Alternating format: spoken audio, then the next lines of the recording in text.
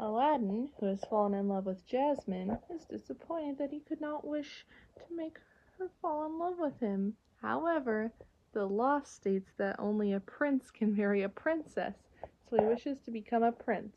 Therefore, as his first wish, Genie turns Aladdin into a fabulously rich prince, and Abu is transformed into a large purple elephant to become Aladdin's mount, and while Genie then goes further to make Aladdin's entrance into the palace one that will impress all of Agrabah. Meanwhile, Jafar, who is worried that Jasmine might have him beheaded as punishment for supposedly having Aladdin executed, comes up with the idea to convince the Sultan to let him become her husband with the help of Iago. He later tries to memorize the Sultan into granting this request with his staff. However, his plans are interrupted when a large and noisy royal procession enters the kingdom, proclaiming the arrival of Prince Ali Hababwa, aka Aladdin, and his new persona. The procession is huge, with riches, exotic animals, hundreds of servants, and Aladdin himself. Aladdin's entourage bounds into the palace, impressing the Sultan. Jafar appears suspicious and cold towards the new suitor.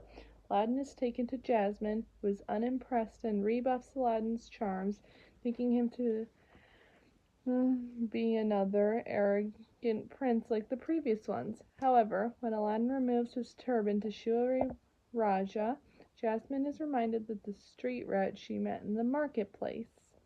Aladdin tries to gain Jasmine's interest again by telling her how rich and powerful he is, but she remains steadfastly ambivalent. Aladdin decides to tell Jasmine that she's not a prize to be won and should be free to make her own choices before stepping off the balcony. Jasmine, believing Aladdin committed suicide, gasped only to learn that he actually stepped onto his magic carpet. After explaining his magic carpet, Aladdin invites Jasmine to take a ride with him to see the world, which she accepts. Afterwards, the carpet takes them to China, and Jasmine tricks Aladdin into admitting he's the street rat she met. Naturally wishing to impress her, Aladdin instead lies to her by convincing her that he is really a prince, and had often pretended to be a commoner to escape the restrictions of palace life. Much like what Jasmine did, she relates to. Aladdin brings Jasmine back to the palace. The two of them share their first kiss together. Jafar is afraid that Prince Abubu, as he incorrectly calls him, may win Jasmine over running his own scheme to marry her, but orders Aladdin out of the way.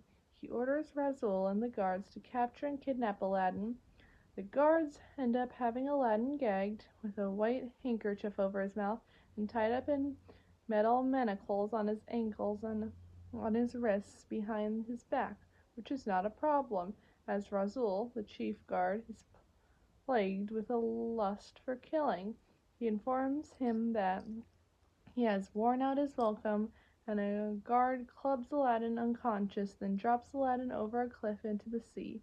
They have attached to his ankles a large metal ball and chain, so that a tied up and gagged Aladdin is underwater and sinks faster. He hits the bottom, and his turban floats down. The lamp tumbles out, and he begins to struggle towards it, which is difficult as the ball and chain attached to his ankles pulls him back. But passes out from the lack of oxygen before he can reach it. Aladdin, tied up and gagged, slides towards the lamp while underwater and rolls over, causing it to rub against his fingers.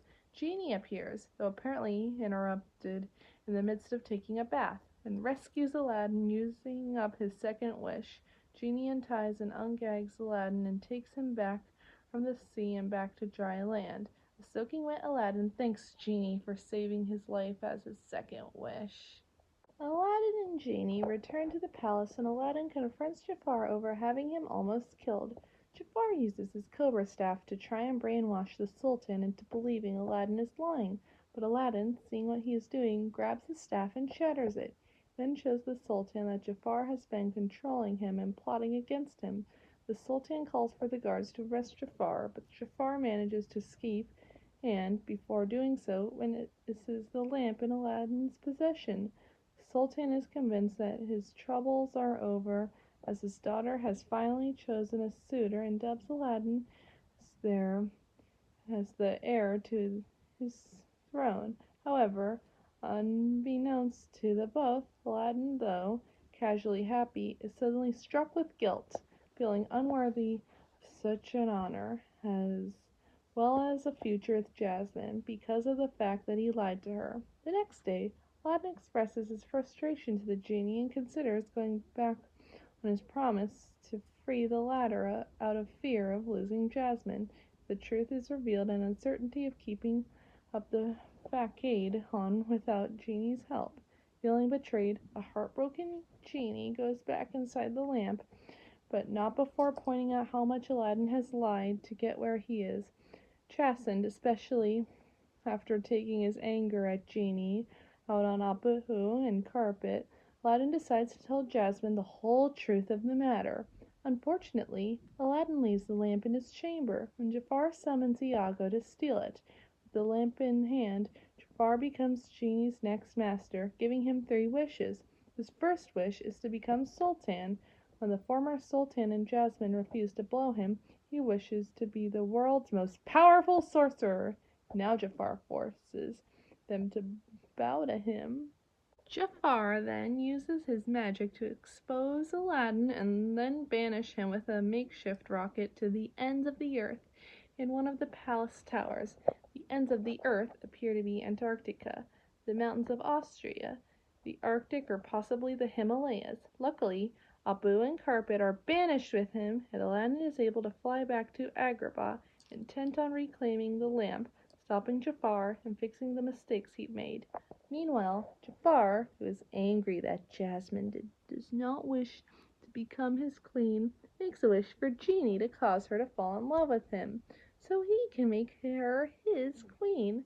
Genie tries to inform him that he could not grant that wish, but this only frustrates Jafar. Jasmine, who witnesses Aladdin sneaking into the palace, pretends that the wish has been granted, much to Genie's surprise, or to distract Jafar. She even goes so far as to kiss him, causing Aladdin, Abu, the Genie, and even Iago to nearly vomit in disgust. However, it seems to be working. Jafar, however, looks at Aladdin's reflection in Jasmine's crown, making from her shackles via a performance of sorcery, and, realizing he'd been tricked, confronts him before he can reach the lamp.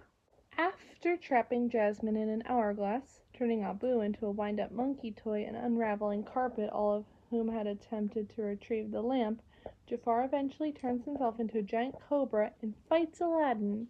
When Aladdin appears to be defeated, Jafar informs Aladdin that he was a fool for thinking he could defeat the most powerful being on earth.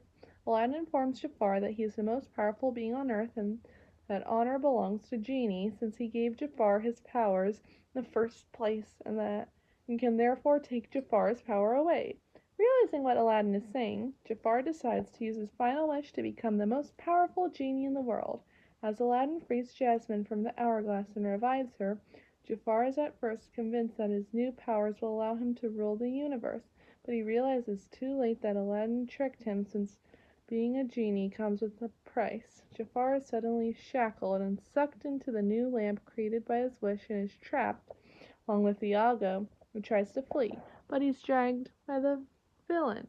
Not long after Genie throws the lamp across Agrabah to the desert, left to be banished to the Cave of Wonders for 100,000 years.